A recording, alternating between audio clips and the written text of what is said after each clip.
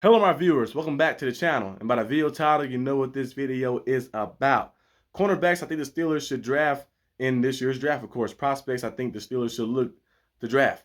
Before I get into that though, I want to talk about that little article I seen. I seen the article, I think it was yesterday, of an article that popped up. It said, a player said that the Steelers defense is easy to read. A 3-4 defense, base defense is easy to read. I was wondering who the player was before I knew the name of the player. I was like maybe it's Joe Burrow or somebody like that. They have a winning record versus us, or Patrick Mahomes. Maybe they asked him about his conference opponents, or Josh Allen. And maybe they asked him about that. I looked it up and it was Deshaun Watson. I was like Deshaun Watson, and I was like kind of like going back and say, I was looking at the games. I remember we played against the Texans in that COVID season, the Wyatt Bowl. I was like, we beat them that game. They had to lead a little bit, but we came back and beat them that game. And then I said, we played them again the end of the season. I mean, that's a game he got sacked almost like, I think like 6 or 7 times. And that was okay. And then we played him again this past year, and he threw an interception, a pick 6 on the first play to a linebacker. Well, not actually a linebacker, it's more like an edge rusher. He threw a pick 6 to an edge rusher. But he said the defense is easy to read. But look at his numbers. I thought the numbers were over-exaggerated a little bit, but it was the real numbers. He's 0-3. He has thrown 5 touchdowns to just 4 interceptions. He's been sacked 18 times in 3 games, which is crazy. And he has an 88 passer rating. So I don't know what defense he's reading. It's like me saying on the test is easy to pass, but I failed the test 3 times. You know, it's kind of like Oscar De La Hoya, if you guys are boxing fans. Remember, he kept saying, I have the formula to beat Floyd Mayweather, but he never beat him before. So I don't know why Deshaun Watson was saying that and saying it's easy to read, but we're going to see if it's easy to read when we play them 2 times again this year. And hopefully we go out there and just dominate them again. Just dominating. That's one thing. I respect the Browns and the Ravens. Of course, I respect the Bengals and the Ravens. The Browns, of course, I respect the players on the field. You know, the players that go out there and sacrifice themselves, put their body on the line on the field, of course. But it is something about the Browns fan base. It's just so annoying. So I hope we go out there and just dominate them. But let's get back to the video. Okay, let's start off first with some of the guys in the first round. Now, I don't know what the Steelers going to do with their first pick. And a lot of people saying center, right tackle. I don't know exactly where they can go with their first pick, but they decided to swerve us a little bit and go cornerback, because cornerback is a dire need. I know a lot of the fans keep saying, I see on Twitter, a lot of the fans trying to hype up Dante Jackson. Don't get me wrong, he's not a bad player. He's not elite either. He's solid. He's a solid piece. A lot of people, I keep seeing some people saying we got 2 elite corners now, like 2 elite corners. I know JPJ is on his way to being elite. He played very good his rookie season. We're gonna see what he do in year 2. But Dante Jackson, he's not elite. He's solid. He's not terrible, but he's solid. Solid player, like in between type of average corner. So we need to add another cornerback. You seen last year when Leal Wallace was lighting this up and jacking this up. But yeah, some of the fans just be a little biased in some of the analysis and stuff, and some of the breakdowns on Twitter. You always see like especially Pickensburg. You guys probably seen him a lot on Twitter. I see him post something today. He was like, no quarterback in the AFC can make this throw, and he showed a highlight of Justin Fields from college. I'm like, stop it. We gotta go back and find college highlights to show this person is good, or you gotta find, like they showed Dusty Jackson highlights when Drew Brees was playing. I'm like, stop it. We gotta go back that far to find some highlights. That means this man is not as good as we say. Justin Fields got a lot of highlights in the NFL. He could have showed something like last year when he was, DJ Moore, that big game. He could have showed some of those throws he made in that game, and all type of games, in that run. When they went out there and I think won like 3 or 4 games straight. Should have showed some throws from that. But don't go back to college and show the throws and stuff. But the first guy I have on my list today, if the Steelers was to decide to go out there and get a cornerback in the first round, these are some first round guys I have. It's Cooper DeJean. As you guys know, I've been advocating for Cooper DeJean, me and also Gene. Gene in the comment section, supporter of the channel as well, been advocating for him as well. It kind of goes together a little bit of a rhyme. DB and Gene want Cooper DeJean. Put that down there, that'd be the new moniker for us. But Cooper DeJean is a very good player. He can play inside, he can play outside. He can play safety. I know we wouldn't use him as safety right now because we got Deshaun Elliott and stuff, but he's a guy, like I mentioned, a clean chess piece. You can put him anywhere on the field. He go out there and play. He can high point the ball, has great IQ, great awareness, can play zone coverage, man coverage, anything you want. And he has great hands too, great hands. So when he gets his hands on the ball, he usually come down with it. And when the ball is in his hands, he go out there and make plays too as well. So you can see some pick sixes he have, some fumble recovery, some forced fumbles. He's very physical, not scared to get his hands dirty. Some DBs, are not the tackling type. He's a very much tackling type of DB, getting downhill and run support. Only thing you can say that's a knack on this game that a lot of the cornerbacks really have is just too handsy sometimes. He might get some penalties of holding, but we don't really care about that too much. I'd rather have a guy get a penalty of holding than going down the field and getting cooked, playing soft and being scared to touch somebody. So Cooper DeJean going out there and being physical and putting his head down and like not being afraid to get in the backfield and tussle some things up good when they blitz some men as well. I think he'd be a great addition to add to the Steelers if the Steelers was to go corner in the first round. But this guy right here, I wouldn't even label him as a corner. I just label him as a player. He's a playmaker. He's one of Tyrann Mathieu. Tyrann Mathieu, coming out of college, he was like a safety, but we see him play cornerback. We see him play slot corner. We see him play strong safety, free safety. We see him line up as a linebacker sometimes. He's kind of a Tyrann Mathieu type of players. Those guys you could pick anywhere on the field and they go out there and succeed. So I wouldn't mind Cooper DeJean being on the team. So we'll see what happens, but I think he'll be a guy the Steelers should definitely look at. Moving on to number two. Number two, we have Nate Wiggins. Nate Wiggins is another guy who's very versatile. Very physical. He's very good at his zone coverage.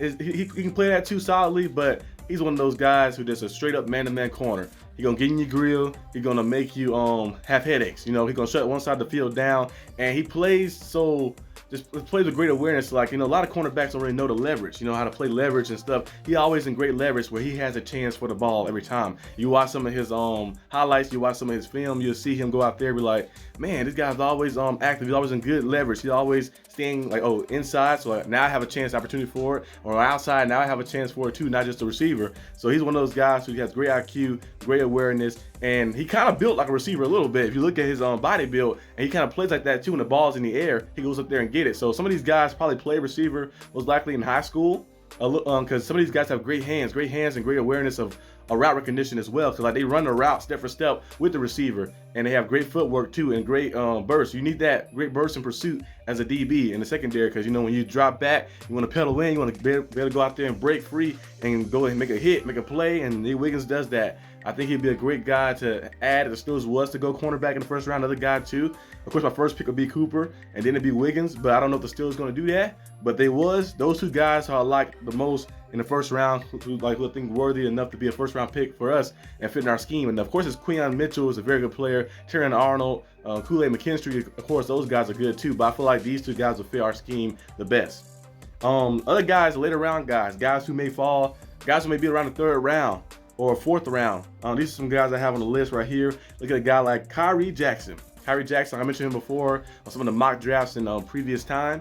Which is 6 foot, I think he's the same height as me. He's 6'3", corner. You don't usually see a 6'3" guy. It might be like in the NFL, most time it would be some of the quarterbacks, some of the tight ends and stuff like that, bigger guy. But he's a 6'3" corner, cornerback. And just like Johnny Wilson, another guy who's crazy height. He's like 6'7" receiver. So they have some crazy freaks of natures in this type of draft right here. In this draft this year, Kyrie Jackson being 6'3" corner, and he plays very physical as well. And sometimes he might get a little hesitant a little bit, not use his height as much as you want him to use it, but he do use it enough. I think somebody will tell him that in the league, like, hey man, go out there and just dominate this guy. Like, don't even try to play around with him. Just go out there and just dominate him. You're 6'3", 225 pounds. Go put him on his ass. Like, go out there and just do that. And I think Kyrie Jackson, they start getting to his head and start telling him that. And I think he'll fall to the third round and just be a guy who will maybe develop until being like one of those top cornerbacks in the draft. I think he's a sleeper type of player.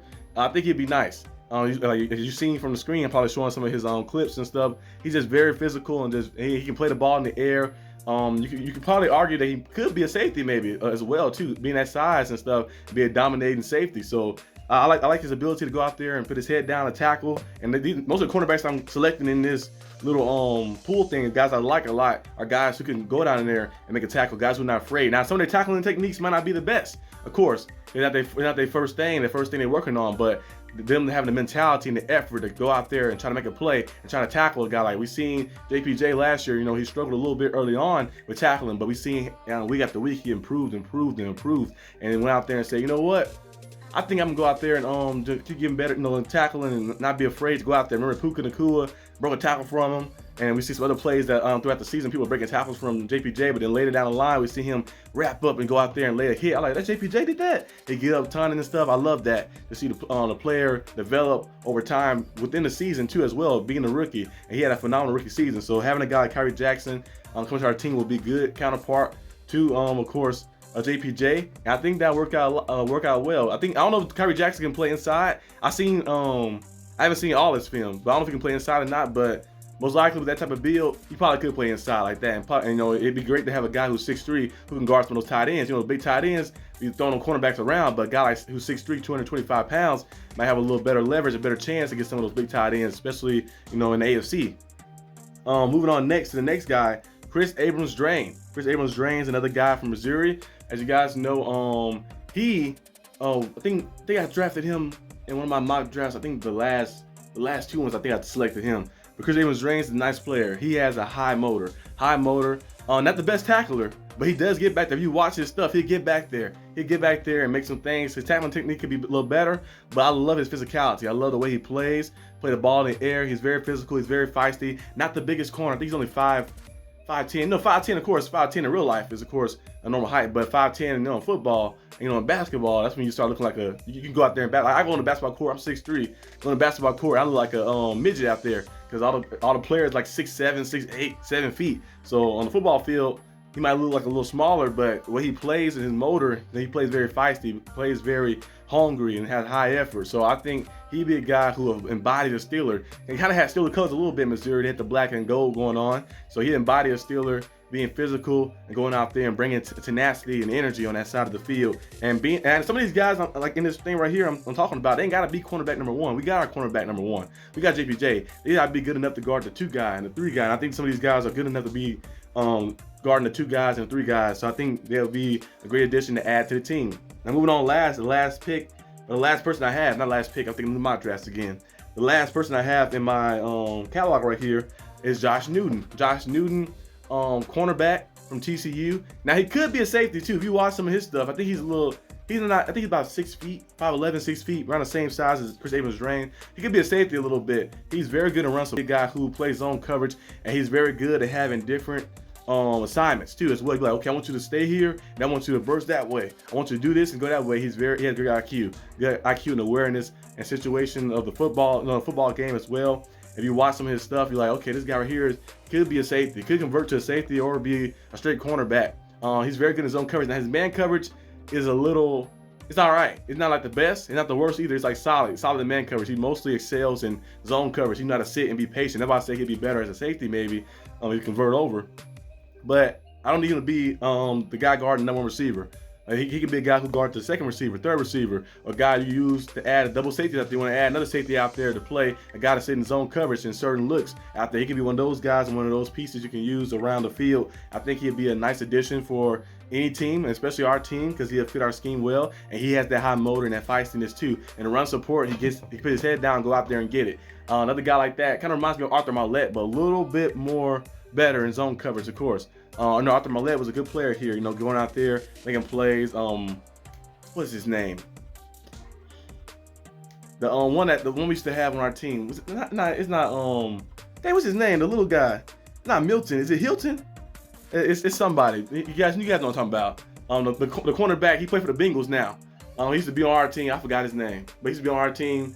Very feisty as well, can get out there and make plays too. Of course, when we had Cam Sutton, he was doing that in the slide as well too. But yeah, I think a lot of these guys are some great guys to add to the team, great guys to add to the roster. Let me know in the comment section down below what some of the top cornerbacks you like coming out the draft as well. And I'll see you guys probably tomorrow on the channel. Most likely be, if you guys watching this, well, actually, no, I won't see tomorrow actually on the channel. Well, I might. It depends. It might be just like a little short video of basketball or something. And you know, weekends I try to do basketball, so I might have that going on and some other football stuff coming as well, some big videos. So just be on the lookout for that. But peace out.